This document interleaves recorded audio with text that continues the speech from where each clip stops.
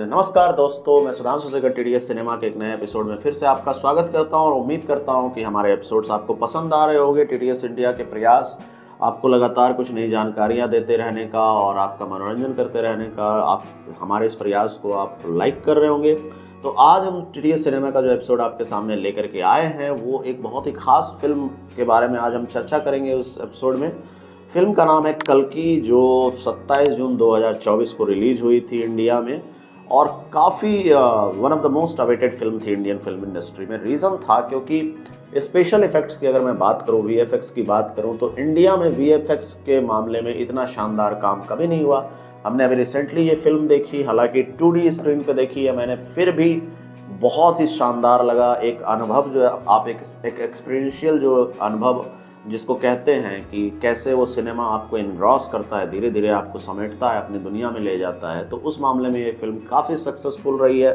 एक चीज़ मैं और बताना चाहूँगा फिल्म के प्लॉट के बारे में बात करने से पहले कि ये आज तक की इंडिया में बनी सबसे महंगी फिल्म है। जी हाँ दोस्तों, इंडिया की आज तक की सबसे महंगी फिल्म है। इसका बजट जो था बनाने का वो था 600 करोड़। जी हाँ, 600 करोड़ की टोटल बजट पे ये फिल्म बनी है। हालांकि इसने अब तक, जब तक 27 जून से लेकर के अभी तक 500 करोड़ के ऊपर का बिजनेस भी कर लिया है। So that is an amazing figure.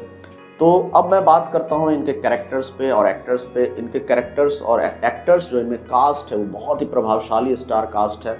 Amitabh Bachchan है, प्रभास है, कमल हासन है, दीपिका पादुकोणे हैं और एक उभरती हुई अदाकारा जो अभी रिसेंटली काफ़ी उनकी चर्चा भी हो रही है, दिशा पटनी है। एक बहुत छोटे से रोल में दिखाया गया है। तो प्लॉट की अगर मैं बात करूं, प्लॉट पे मैं आता हूं तो कल्कि की जो स्टोरी लाइन ली गई है वो थोड़ी माइथोलॉजी से प्रभावित है। थोड़ी क्या, ये पूरी की पूरी इन्फ्लुएंस्ड है। हालांकि साईफाई की कैटेगरी में इसे रखा जा सकता है, लेकिन माइथोलॉजी से इंस्पायर्ड है ये। पहले भी प्रयास किए गए हैं माइथोलॉजी से बनाए गए कुछ सिनेमा, जैसे अभी हमने रिसेंटली देखा था जो दशावतारम, जैसे कमल हसन की पहली एक फिल्म आ चुकी है, वो भी माइथोलॉजी से इंस्पायर्ड थी। और अभी वो सैफ अली खान की जो पिक्चर आई थी, रामायण पे आधारित थी, वो भी एनिमेटेड पिक्चर थी और स्पेशल इफेक्ट्स का प्रयोग हुआ था, लेकिन बुरी तरह से असफल हो गई थी। उसका नाम था आदि पुरुष। लेकिन कल्कि जो है, माइथोलॉजी का एंगल इसमें लिया गया है, साईफाई एक सीरीज में रख सकते हैं। कल्कि काफ़ी सक्सेसफुल हुई है। इसकी जो इंस्पिरेशन है और जो इसका बेस रखा गया है वो महाभारत से लिया गया है।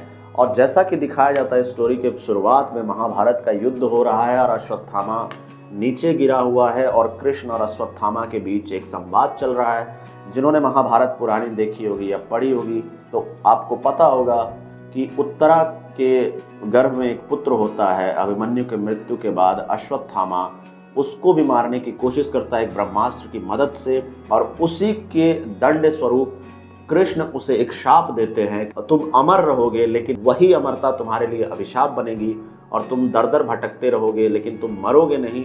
लेकिन उस पाप का निवारण या प्रायश्चित तुम्हारा तभी होगा जब कलयुग में कल्कि का अवतार आएगा और तुम उसको सुरक्षित रखने का प्रयास करोगे, उसके अवतार को बचाने का प्रयास करोगे, तब तुम्हारे इस पाप का प्रायश्चित हो जाएगा। तो ये थीम लेकर के ये कल्कि मूवी जो बनी है, पूरी की पूरी बनी है। तो अमिताभ जो कास्ट किए गए हैं वो अश्वत्थामा के कैरेक्टर में कास्ट किए गए हैं। प्रभास कर्ण के रूप में आए हैं, कर्ण अश्वत्थामा का मित्र होता है। और जो दीपिका पादुकोणे आए हैं, उनका एक कैरेक्टर है सुमति, और वो हालांकि अभी क्लियर मैं नहीं कह सकता कि उसको किस तरीके से महाभारत से कौन से इंस्पायर्ड कैरेक्टर का उनको रूप दिया गया। ठीक उसी तरह से कमल हासन जो हैं, उनको एक नेगेटिव कैरेक्टर दिया गया है जिनका नाम होता है यस्किन।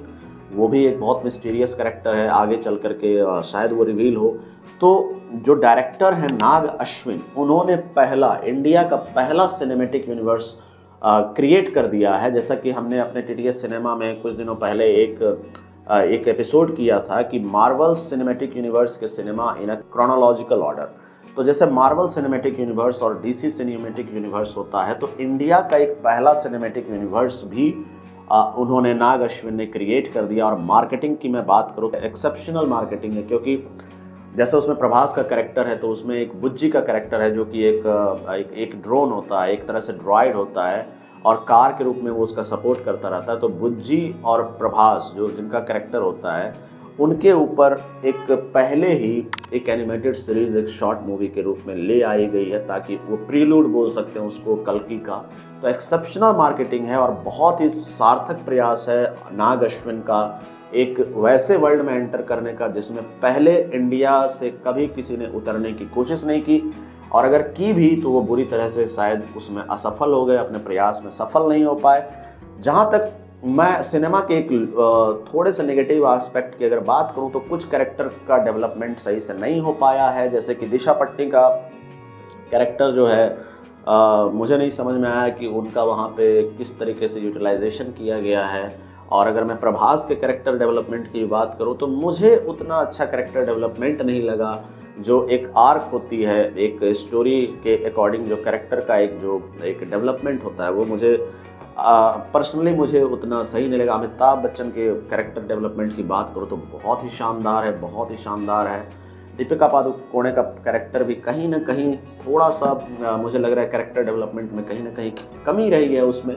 तो उम्मीद करता हूँ कि आप भी जाइए और इस सिनेमा का आनंद लीजिए। बहुत बढ़िया है, एज अ ओवरऑल मुझे ये बहुत पसंद आई है। इंटरटेनिंग पिक्चर है और आपको भी एक अच्छा अनुभव होगा। और एक रिक्वेस्ट मैं और करूंगा, हालांकि मैंने फिल्म 2D स्क्रीन पे देखी थी, अगर आप जाएं तो कोशिश करें कि ये 3D स्क्रीन पे देखिए। 3D जहाँ पे सिनेमा हो या उससे ऊपर जैसे IMAX में जाके देखिए तो आपको ज़्यादा मज़ा आएगा।